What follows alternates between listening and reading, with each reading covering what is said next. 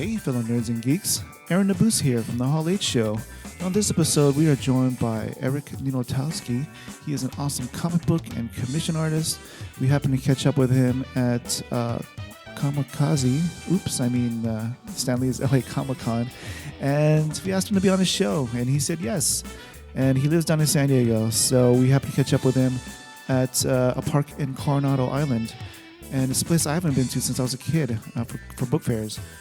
And he was spending time there with his family. So this is our first ever podcast from a park with Eric Ninaltowski and my co-host, Alex Benedicto. Enjoy. Artists assemble. Peace. Cheers.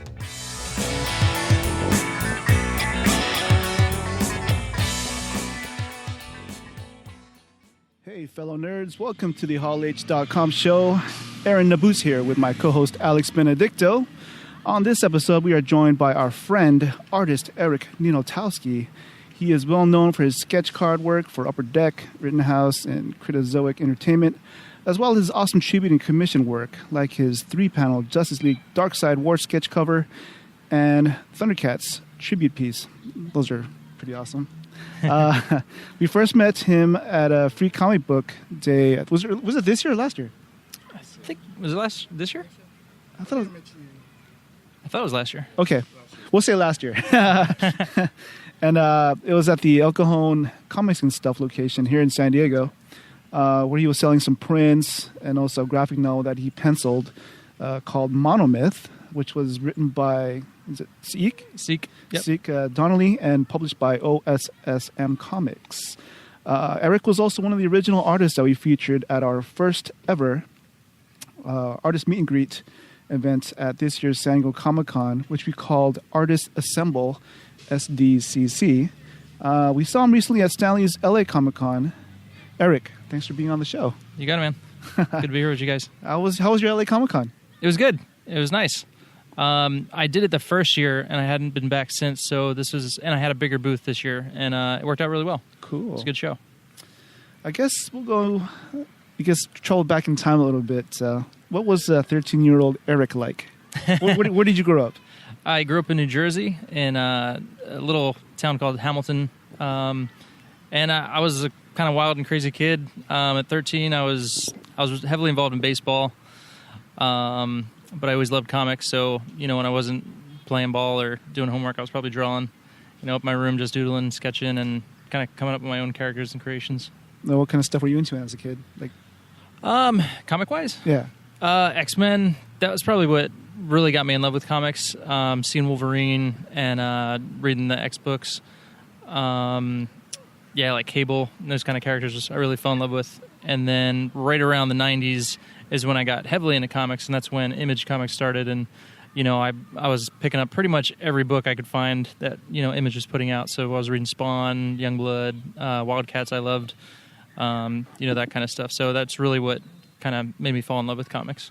When did you know you wanted to become an artist? Like, when did it become from a hobby to like a profession? Yeah, I think high school, when I had to make that decision, like where was I going to go for school, it was kind of like my parents knew I had talent there, and my art teacher was pushing me to pursue it further. So I went to art college right after high school, and that's kind of when, I just knew comics is what I was in love with, and if I could do that for a living, like that's what I really, really wanted to do. Did you go to school in New Jersey, or where'd you go? I didn't. I went to the Delaware College of Art and Design. Mm-hmm. So it was, a few states away from me, not too far away. My mom worked for Amtrak, so I was able to grab a train ride home on the weekends. Nice. I guess one good thing about living on the East Coast is you get the train system. Yes. Yeah. But little did I know, in northern New Jersey, that's where Joe Kubert's School of Cartooning was, and I had no idea. But I mean, it all worked out well, but had I known that, I probably would have went there, because it was devoted fully to comics, which I knew I wanted to do comics. So, going to an art school that had fine art, illustration, animation, kind of school like that, it was good. It just wasn't focused on comics. Mm-hmm. So, it still worked out, but hindsight is 20/20. But what made you decide to move out to San Diego? My wife, actually. We met in Boston. After art college, I went to a school in Boston called Boston Baptist College. I kind of wasn't sure at that point in my life if I wanted to do comics full time, and so I thought about pursuing youth ministry. So I went to that school, and I met my wife there. Well, met her. She wasn't my wife yet, but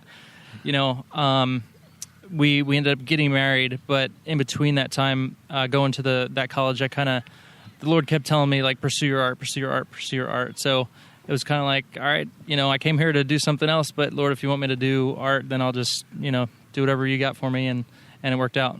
So Cool. And what year was that when you moved out here? 2005. 2005? Yep. On your site, you have a pretty sweet X-Men tribute. You state that Jim Lee is your favorite artist. Mm-hmm. It's easy to be a fan of his work, but why were you particularly drawn to him? That's a good question. It's still like very vivid in my mind when I saw Wildcats #1 on the comic book shelves, and just something about his style. It was new. It was like dynamic and just like really, really well done.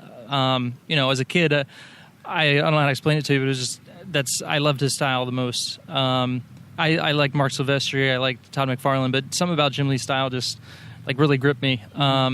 So when I draw, I tend to look at Jim Lee's stuff and I'd kind of mimic him a little bit. So still today, I love his style. I like seeing his work, and he's got a very I love his black and white work. His contrast and how he uses blacks and whites and positive negative space. I think is just awesome.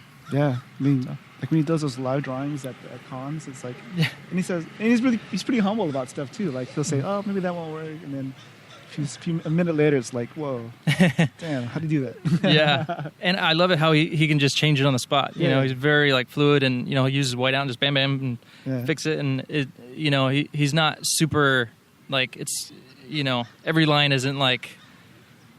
He's fine with changing stuff. I think a lot of times, me as an artist too, it's like every line has to be perfect, and I'm super concerned about, I don't want to screw that up. But, in reality, if you screw it up, you can fix it, and I love the way how Jim Lee does that. I guess that's a good metaphor for life, huh? Yeah. You recently did an Archangel commission at LA Comic Con. It looked pretty cool. I love how you provided a cool little breakdown of the different stages. Can you explain a little bit of why you provided those? I'm sure you get a lot of questions about your process, from sketching to inking. Yeah, a lot of times, beginning artists, guys who want to get better, they want to know kind of like the process behind it, and they'll even want to know what kind of lead you're using. So I try to give as much information as I can, sometimes just to help other artists. When I'm drawing, I'll do a light pencil sketch, and then when I have that set in stone, then I'll kind of go for the outline in ink. They call it like the holding lines, and then from there I just start doing more of the inking. And what I've learned is I try and do more of the blacks first, and then I get into the cross hatching. Okay. So once I have my black set, it's kind of like I can see clear where I want those gray tones kind of be put in there. Right. It's just a learning process. Yeah. And so I saw you. I think you commented on something that I saw. It's like I guess you shade with your pencils, you dark, that way you know where to go with inking later. Yeah. And when sometimes it's different for a penciler who's not going to ink it versus a penciler who's going to ink their work. So, when you're going to give it to an inker, you want your lines to be nice and tight, and you don't want to leave it too much to the imagination, because then, the inker might do things you don't like. Right. But when you're inking it, it's like, okay, well, I could be a little looser here, and I know what I'm going to do when I get to the inking stage. So, right. Yeah. You seem to have a busy con schedule. Which cons are you usually at? On the West Coast, I try and do all the local ones. This year, luckily, I was able to do San Diego Comic Con, which this was the first year I actually got in. Oh, okay. Usually, I'm on a wait list for Artist Alley. So I've been traveling a lot. I'll go to Wizard World Philly, Wizard World Chicago. I did Kamikaze, or San Luis LA Comic Con. I'm actually doing a new one come New Year's Eve. It's called Marvelous Nerd Year's Eve, and that's in Austin, I believe. Oh, nice. I love Austin. Yeah, so Stan Lee will be there, and it sounded like a cool show, so I signed up for that one. And so I try to do like one a month, kind of fill in, get some extra income for my family and stuff when I'm not doing crazy commissions. So between now and then, the New Year's one is the only one left? Yep. Okay. Yeah. And then at WonderCon, I usually get in that one. Okay. So cool. Yeah, we love going to WonderCon as well. Yeah, it's a nice show. It's laid back. It's not as crazy as San Diego, and sure, you get elbow room. Well, especially Artist Alley, there's a lot of room there. Yeah. Yes. I guess that's one thing about San Diego Comic Con. I wish Artist Alley had a little bit more of a. It's gotten better, you know, but still, it's like. I mean, it's our mission to promote Artist Alley as much as possible. So Yeah. we wish that, because when we were kids, Artist Alley was the go-to place during Comic Con. You know, it's kind of. I mean, we're sort of tongue-in-cheek. We're Hall H, but we're trying to put that spotlight, the Hall H mainstream spotlight, back on the artist. So that's our MO. Yeah. I'm big on daily routines, and if I don't do my daily calendar first thing in the morning and get my 30 minutes of cardio before I go to work, you know, I feel off. With your busy schedule, I'm always interested in people who are really busy. How do you stay organized? Like, what time of the day are you most productive? That's a good question.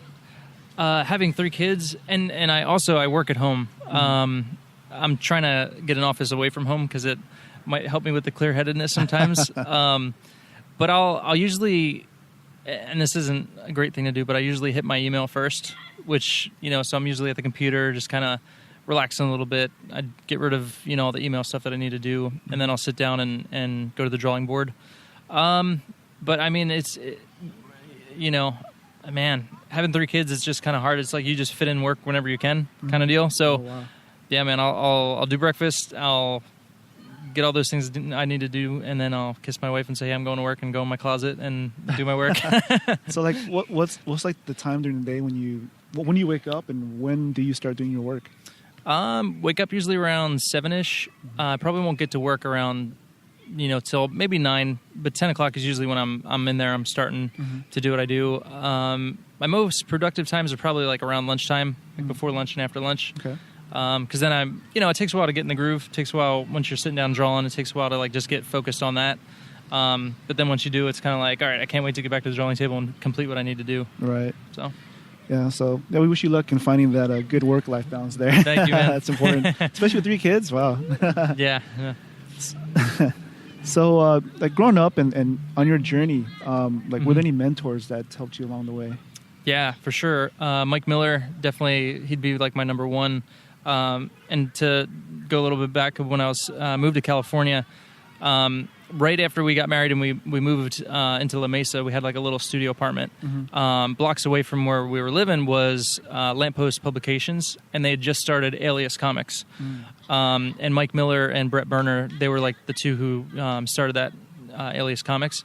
So for me, one, that was like confirmation from the Lord. Okay, Lord, like I got married, I moved to California, and here's this comic company just starting like blocks away from my house. I'm like, yes. So that was good. And then, you know, Mike, he took a, you know, look at my work, and he was like, you know, you got some potential. And I did an internship with them. Okay. And he kind of took me under my wing, kind of, you know, helped me, taught me structure, taught me, you know, how to improve my artwork. And then right after that is when I got my first gig penciling 6 of the 8 volumes of Hand of the Morning Star, which is like a graphic novel. And it was, you know, it was like a superhero type book, but had a cool twist in it. So it was great. And Mike was, you know, he did the first 2 books, and after he kind of not necessarily lost interest, but just kind of wanted to, you know, do something else, he handed it off to me. Gotcha. So he's been there the whole way. We're still great friends today, and he still helps me with my work and is happy to lend a critique. Nice. So let's see here. Earlier we talked about Jim Lee, and you mentioned Mike Miller.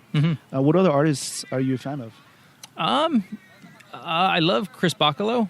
He's got that kind of crazy style that, you know, when you look at his pages and how he like has the guys like going right from top to bottom, like through this maze and tunnel, you know, it's something I could see myself drawing as, you know, that 13-year-old kid when just doodling. And I love how he incorporates that kind of stuff into the comics. He has a very uncanny style, but it's cool. I love the detail, and, you know, there's just so much going on in each panel. So it kind of has you looking around and finding cool stuff that he puts in there. Joe Mad, I love his stuff, you know, that anime kind of style. Right. Who else? Let's see, I mentioned Mark Silvestri. I always like looking at his stuff. J. Scott Campbell. I'm loving Stuart Immonen. I think that's how you pronounce it. Recently, I found his work, and it's a very, very different kind of style, kind of like that Oliver Copiel type look. So I'm digging that, trying to incorporate some of those things into my style as well. Do you have time to read any comics anymore? I do, yeah. Which titles are you reading right now? Well, I'm collecting the Suicide Squad that Okay. Jim Lee's working on. Yeah. I think I've read up to issue 4. I was collecting Batman hardcore when they did the New 52 run, when Greg Capullo took over, and those stories were amazing. Like, they did a really, really good job with that. And I'm reading Empress, which is put out by Icon. Mark Miller is the writer, Okay. and Stuart Immonen is the artist on that. And kind of like a Star Warsy type sci-fi book, which is really cool. So that's what I'm reading right now. What type of advice would you give to an aspiring artist? Well, I would say, depending on their stage, it all depends on where they're at on their journey of being an artist. But just hone your craft, like become the best you can be. Look at other people, what they're doing, but work on, just the quality of your work. When I was starting out, I do a lot of sketches, and I would never really finish anything. So I would say, try and finish what you're working on, and develop it in a way that every piece is, you're striving for something every piece. And two, if you want to do comic books as a living, try and, make those comics. Because if you're just constantly sketching and doodling, you're not really learning how to do comics, because comics is not just drawing, it's storytelling. And, so as you start doing it, then you're going to find out, oh, well, I need to learn this, I need to do that. Oh, wow, I need to learn how to draw perspective and buildings and trees. And, so there's all the little things that go into it that you may not really think about. But as you sit down and do it, then it's like you're learning the business, you're learning the process, and you're going to be that much more ahead of, the other people who are just, I want to draw comics, and they just sit there and draw one character and that kind of thing. So that'd be some real quick advice I could give. I guess you sort of alluded to it earlier, but if you weren't an artist, what would you be? Well, I would love to have been a baseball player, but that never worked out. What position would you play? I started out as a catcher, but it became hard on my knees, so I eventually went from pitcher to outfielder. But just growing up, like, I always just loved the game. So after high school, it's kind of when I kind of stopped. But yeah, if I wasn't doing that, I mean, man, I don't know. It's a good question. What's your favorite baseball team? Being from New Jersey, I kind of went with the Phillies. They were kind of close by. Oh, okay. So I'm a lover of, like, all the Philly teams. The Eagles, who just lost their second game today, or second straight game. Yeah. But yeah. So. What's one thing about you that your fans would be surprised to know about?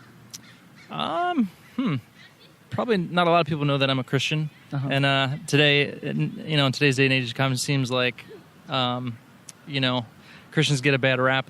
But I am a Christian. Growing up, and my family, they took me to church as a little kid, and I was like 2 years old, climbing through the pews and stuff. Yeah. And then after they got divorced, it was kind of like it as far as church goes. But when I was in high school, I got into drugs. I got into skipping school. Just doing all the things that teenagers do that they shouldn't do. Right. So I kind of, at that point in my life, I kind of had to, like, rethink what I was doing and kind of take a hard look at things. And it was at that point that I started going back to church, and my stepfather passed away, so it was kind of like a turning point in my life, and went back to church and heard who this Jesus guy was, and I knew I wasn't perfect. I knew I had mistakes, and I just kind of realized what it was all about, and so it was a good thing. Awesome. So what's some advice that you could give to your younger self, your 13-year-old self? Make the best use of my time. Being, in school, you don't have bills to pay. You have a lot of free time. So I would say, use your time wisely. Go back and keep drawing more. And I guess maybe have more of a business mindset about it, as far as, learn the business behind it. Because one day you're going to be self-employed, and you're going to need to know some things that you don't know right now. Yeah, I wish they taught that more in school, in high school. Yeah, exactly. Pretty helpful. So, yeah, things like that, just the little things that you don't think about when you're a kid. So I know that's, your journey as an artist, isn't, it's full of trials and tribulations. Like, what are just some lessons on your journey that you can sort of share with our audience? It's a good question. Can you be more specific? And like, I'm sure how like Stephen King, like obviously his first few books got rejected a lot of times. Like, how did you handle rejection right in the beginning? Gotcha. You kind of just got to roll with the punches, and as a beginning artist, you kind of know. All right, well, I'm not at this level yet. I remember going to San Diego Comic-Con and having like some sample pages that I did, and they were incomplete, and I started them too late, and it was like I wasn't even ready to submit them, kind of thing. So, and then, like I said, like I didn't do too many pages of artwork. I always worked on just like honing the how to draw Wolverine and give him big muscles and that kind of thing. I didn't really work on the pages. So when it came to do the pages, I was like, oh man, I was like way behind the 8 ball. So, just be able to accept criticism and just be honest with yourself. And two, it helps when you have like a mentor who can be honest and critical of your work, because a lot of times your family members will just be like, "Oh, that's awesome, that's great, you're doing so good," but they don't give you that critical element that you really need as a beginning artist, and they really help you push you to the next level. So what are your plans for, like, how do you see yourself in 5 years? Like, what do you want to be? I want to, long term, I know I want to do comic books and more like stuff of my own creations. Okay. So I see myself as a creator, and I have ideas that I like to see on the page, and if I have to self-publish them, I will. But yeah, so right now I'm doing the convention scene, doing the commissions, but all with the end in mind. Like I want to do my own stuff, in the future, and however I have to do it, I don't know, but that's cool. What I want to do. We look forward to that. So, what are you working on currently? There's a gentleman I met at San Diego Comic-Con years back, J. Everett Bettis, I believe is his name. He abbreviates, so I'm kind of not positive, but he wrote a book, a 3-novel series called Children of the Skies, and so his desire is to see that in a graphic novel form. Oh, nice. So I've been working with him, and I'm doing some sample pages for him now. I met another guy from Australia. His name is Gareth, who I met at the San Luis Comic-Con. And his same deal. He has a novel that he wants to do into a graphic novel potentially. So, two guys I'm kind of, have things going on with who I'd like to do a comic book with them, if possible. Funding's always a major thing. How do you guys get Kickstarter, or how are you guys going to do that? They're approaching publishers. Okay. The guy who's publishing his book, the gentleman in Australia, he has a publisher for his novel, and they may be doing the graphic novel as well. So, but then Jay Bettis, he is trying to do, like kind of go to Image Comics, kind of float it around to different publishers and see if he could do it that way. So, like, let's just say you got a publisher already set. Like, from start to end, like, how long does, like, say, a graphic novel take to complete? It depends on how many pages. When you're doing a novel into a graphic novel, it's usually going to be like 100+ pages. So and usually graphic novels won't be out in like 20-page issues. They'll be like completed form. So it could take a while. Probably a few years, maybe even. So yeah. And two, is it? Am I just doing the whole book myself, or we got a team going on? And if you have a team, it makes it a lot easier and of course smoother. So, well, I just reminded, Doctor Strange just came out. I haven't had a chance to watch it yet.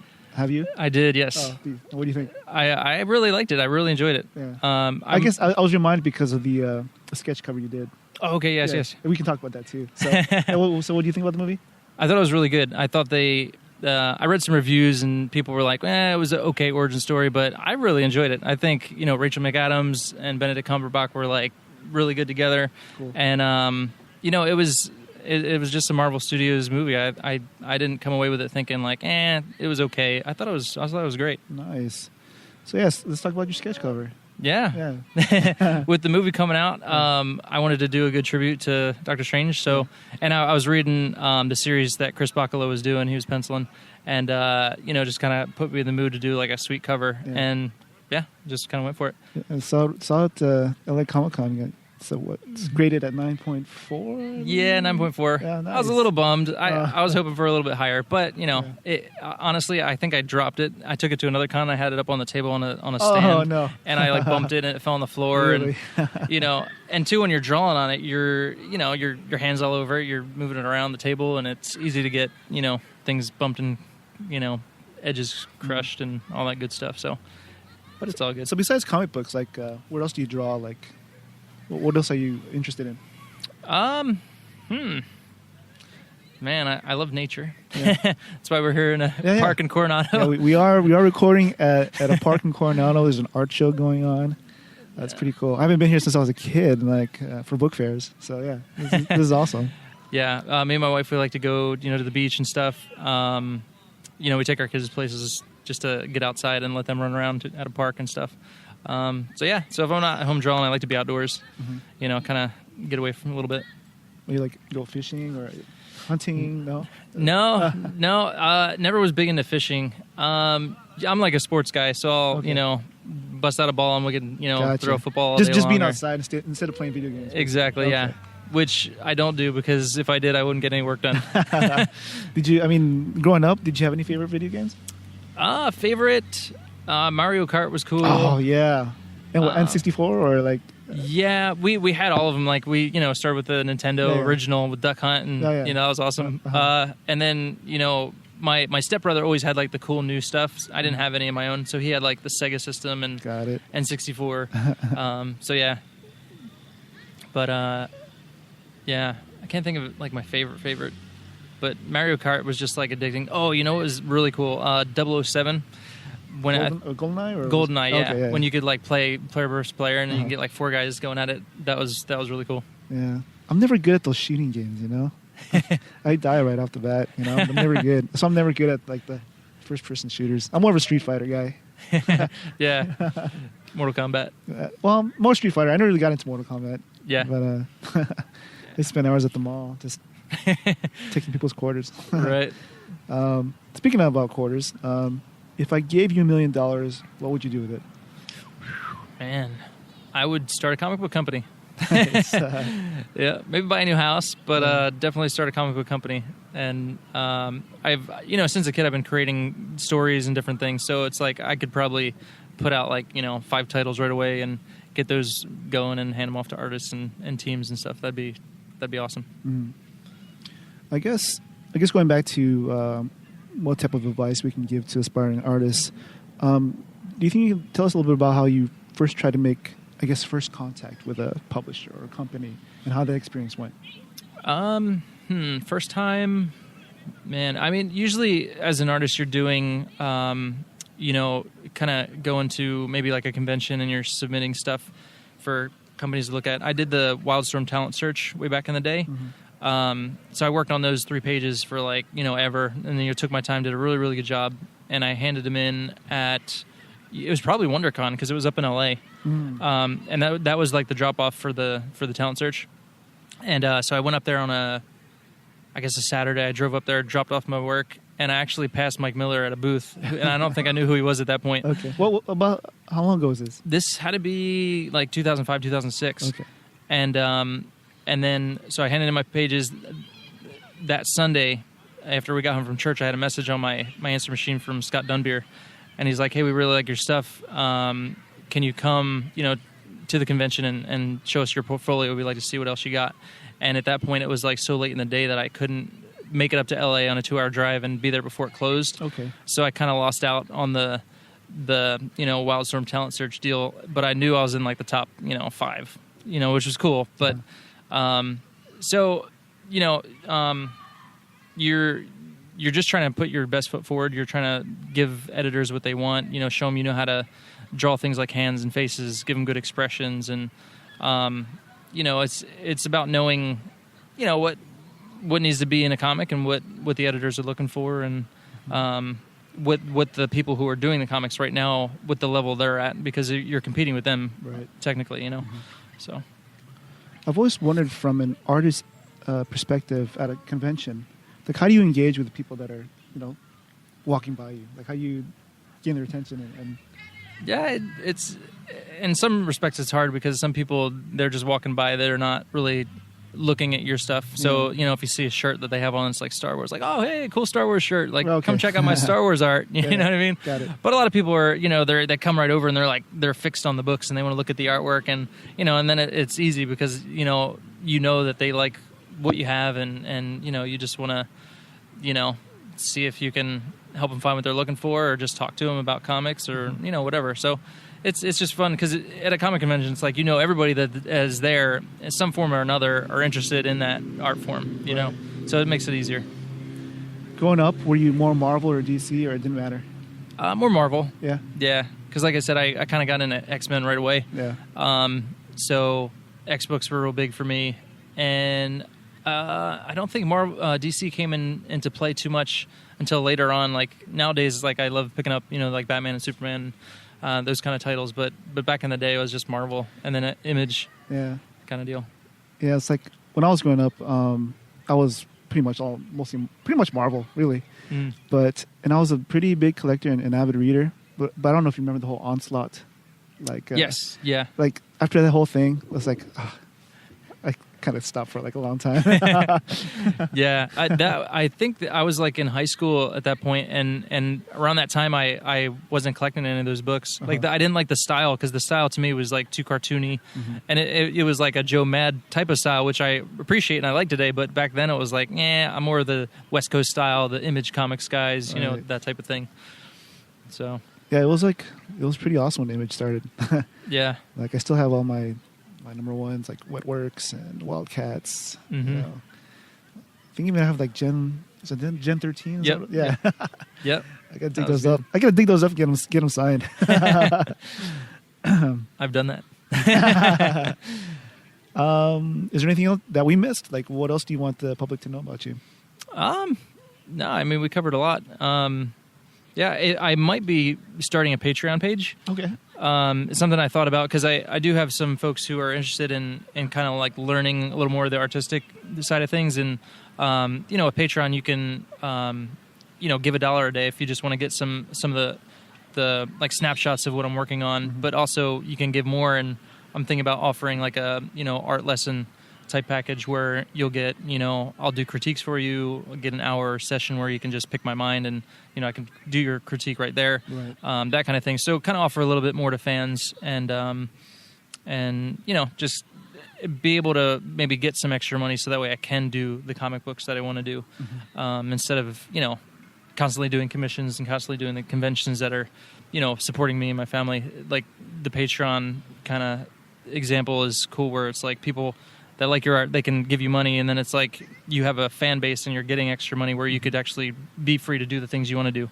So that's really appealing. I think it's really great. Let us know when you get that Patreon site going. For sure. Speaking about fan base, do you see a lot of the same people like going to your table at the shows? Sometimes. Yeah, I get a lot of familiar faces. And then sometimes, too, it's like, hey, you look familiar. Have I met you before? And they're like, no, first time. Okay. But yeah, I do see a lot of same faces. And then, people who get commissions, like they'll come back and they'll want another the next year. And that's really cool. That's awesome. Yeah. So. Well, what's like one of the strangest commissions you ever did? Strangest? Man, okay. There was a guy. They were doing like a horror movie where the monster was like a chicken with no feathers, like weird looking like dinosaur chicken. So I had to draw that and give him this dinosaur chicken thing. It was like weird. But he sent me pictures, and it's actually based on a real animal. You know what I mean? It's just the craziest looking thing. But so yeah, that was kind of weird. That's interesting.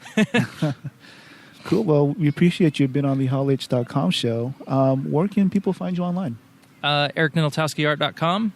I should probably spell it for you, but my last name is Ninaltowski. So EricNinaltowskiArt.com. I'm on DeviantArt. SaviorsSon.deviantart.com. That's my page.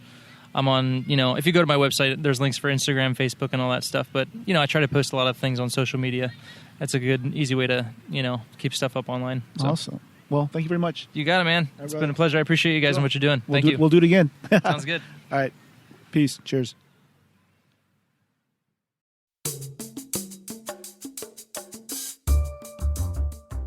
thank you so much for tuning in to the Hall H Show. We appreciate it very much. And if you'd like to let us know how we are doing or what other guests you'd like to see on the show, use the hashtag Hall H Show on social media.